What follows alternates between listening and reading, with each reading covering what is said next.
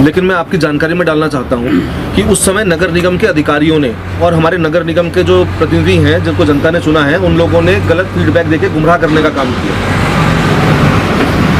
ये आपका पॉइंट बिल्कुल ठीक है, लेकिन उस समय अब आप सोचिए कि अगर हमारे देश का प्रधानमंत्री, अगर हमारे मुख्यमंत्री या हमारे मेयर या हमारे एमएलए अगर कोई बात कहते हैं कि हम ऐसा करने जा रहे हैं, नीति निर्धारक लोग कुछ कहते हैं, तो उनके वर्ड्स को हम जेंटलमैन वर्ड्स मान के चलते हैं।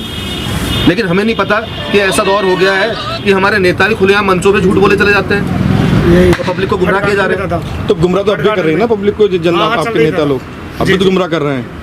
नहीं, मतलब कि मैं पॉइंट समझ नहीं पाया आपका। जैसे 2016 में नेता प्रतिपक्ष इंदिरा जी थी, उन्होंने भी कुछ वादे किए थे लोगों से। 2016 में हम सरकार में थे। हाँ, 2016 वादा किया था। हाँ, उसके बाद वोट मिले उनको। घोषित कहा कि उन्होंने फिर वो वादे आज तक वो लोग कह रहे हैं कि गुमराह किया हम कांग्रेस ने। बिल्कुल ठीक बात है, ऐसा है। ये भी भाजपा का एजेंडा है जो कांग्रेस को डिफेम करने के लिए गुमराह करने की बात कर रहे हैं। क्यों? क्योंकि अगर आपने कहीं घर बनाना है, अगर आपने कोई पॉलिसी बनानी है तो उस पॉलिसी के लिए पहले आधार बनाता है। आप घर बनाएंगे तो पहले नींव भरेंगे, सीधे छत डाल देंगे। हमने बस्तियों को बचाना था उजड़ने से, हमने लोगों के घरों को बचाना था, इसलिए हमने उस दिशा में कुछ कदम आगे उठाए और अधिनियम लेकर के आए। उसके आगे हम काम करने का हमें अवसर नहीं दिया पब्लिक ने, उसके बाद हम विपक्ष में आ गए।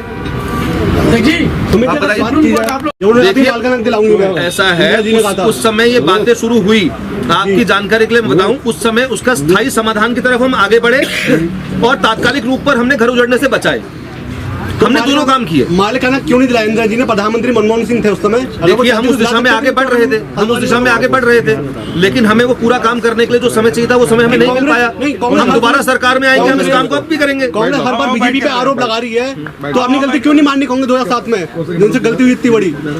देखो, आपको लगता है कि कांग्रेस की गलती हुई या भाजपा की गलती हुई? आज की डेट में सफर कौन कर रहा है? सफर वहां का वो नागरिक कर रहा है जिसकी छत उजड़ने को तैयार है ना।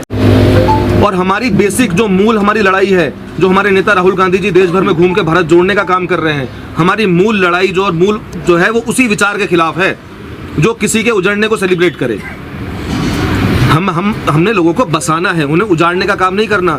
और किसी के अगर छत छिने और कोई सेलिब्रेट करे तो उसकी मानसिकता पर प्रश्न चिन्ह लगना चाहिए। और मुझे लगता है कि ऐसे लोग समाज में मुख्य धारा में नहीं होने चाहिए, ऐसे समाज विरोधी लोग हैं। 2016 में मलिन बस्ती अधिनियम लेकर के आई थी और मलिन बस्ती अधिनियम में 2022 में सर्वे हुए पूरे प्रदेश की मलिन बस्तियों के।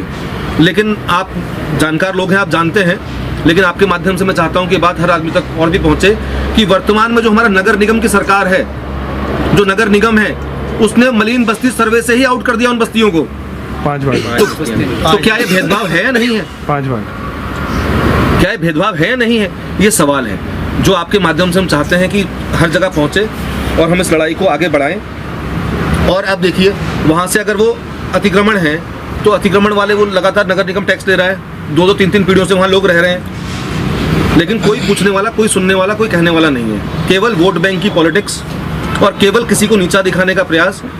और हमारा देश इंडिपेंडेंट है और हमारा हम संविधान के साथ चलते हैं। एक नागरिक के तौर पर प्रधानमंत्री भी देश के उतने नागरिक है जितने नागरिक मैं और आप हैं। हेलो। और हर नागरिक का अधिकार है। नमस्कार भाई। तो ये नागरिक अधिकारों की जो अनदेखी जो कर रहे हैं, इसके हम खिलाफ हैं और इस लड़ाई को हम आगे बढ़ाने का काम करेंगे। और हम आप सबसे सहयोग की अपेक्षा रखते हैं। हम चाहते हैं कि इसके मानवीय पहलू भी लोगों तक पहुंचे और आपकी मदद से हमें उम्मीद है कि हमें जंग फतेह करेंगे और लोगों को उजड़ने से बचाने का काम करेंगे। सरकार सुप्रीम कोर्ट में इंटरवीन करे, मजबूत पैरवी करे और लोगों की छत बचाई जाए, पहली बात। दूसरी बात कि अगर नहीं करते, कहीं पर अतिक्रमण हो गया, अगर कहीं पर न्यायालय का आदेश होता है या फिर उसको हटाया जाता है, तो उससे पहले हमारे मलिन बस्ती अधिनियम के तहत ये बात है कि पहले हम पुनर्वास की बात करेंगे, पहले हम किसी को जगह देंगे, उसको बेघर नहीं करेंगे। तो सवाल बेघर करने से बचाने का है। तो हमारी मांग है कि सरकार पहले इंटरवीन करे और जो रेलवे की जमीन के जो अतिक्रमण की बात ये कर रहे हैं, इनको खाली कराने की बात कर रहे हैं, उस दिशा में सरकार तब आगे बढ़े, पहले उनके पुनर्वास की पूरी योजना तैयार की जाए, उनका पुनर्वास किया जाए। ऐसे अगर आप एक समझने की बात है कि अगर ऐसे आप इतनी बड़ी संख्या में लोगों को अगर बेघर कर देंगे तो जो आज का यंगस्टर है उसके दिमाग में क्या प्रभाव पड़ेगा, जो पीड़ित होगा। तो ऐसे ही घटनाओं से और ऐसी परिस्थितियां उत्पन्न होने से तो लोग नकारात्मक दिशा में जाते हैं। लोग गलत कामों की तरफ युवा कब आकर्षित होता है? जब उसकी अनदेखी होती है। जब उसके साथ इनजस्टिस होती है। तो सरकार को कोई चिंता नहीं है, सरकार केवल अपनी डिवाइड एंड रूल और अपना जो उनका पॉलिटिकल एजेंडा है उसको इम्प्लीमेंट करने में लगी हुई है। वहीं बात की जाए तो ये जो रेलवे का मुद्दा है वर्ष 2007 से लगातार एक चुनावी मुद्दा बन के रह गया है। जब जब चुनाव नजदीक आते हैं ये जिन बाहर आ जाता है।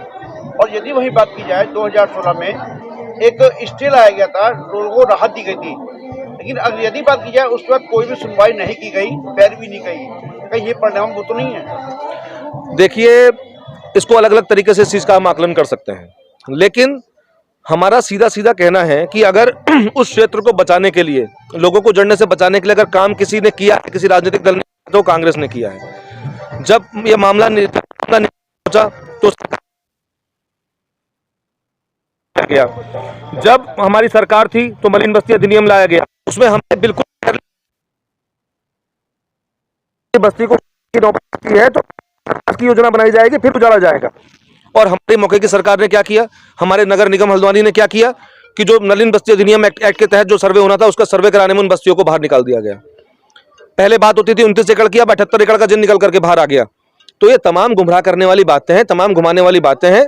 और सरकार को चाहिए कि सरकार अपनी जातीय और धार्मिक पर चश्मा उतार करके जो भाजपा का एजेंडा है, एक हर इंसान को एक नागरिक के रूप में देखते हुए उसकी मदद करने का काम करे, उसका घर उजड़ने से बचाने का काम करे। लेकिन वहीं विधानसभा 59 के जो लोग हैं उनको एक शिकायत है कि वर्ष 2017 के चुनाव में स्वर्गीय नेता प्रतिपक्ष ने मालिकाना हक की बात की थी, चाहे बात डमरडोंगो की जाए, चाहे मलिन बनूर पर की जाए, लेकिन आज तक पूरी नहीं हुई। क्या वो केवल चुनावी वादा था? देखिए, 2017 में हमने वादा किया था, आपने माननीय नेता प्रतिपक्ष, स्वर्गीय नेता प्रतिपक्ष जी की बात करी, माननीय इंदिरा देश जी की, तो बिल्कुल उन्होंने ऐसा कहा था और ये लड़ाई उन्होंने लड़ी। लेकिन उस समय भी आपकी जानकारी के लिए बताऊं कि 2017 के चुनाव के बाद हम सरकार में नहीं आए हैं, तब से हम विपक्ष की भूमिका निभा रहे हैं।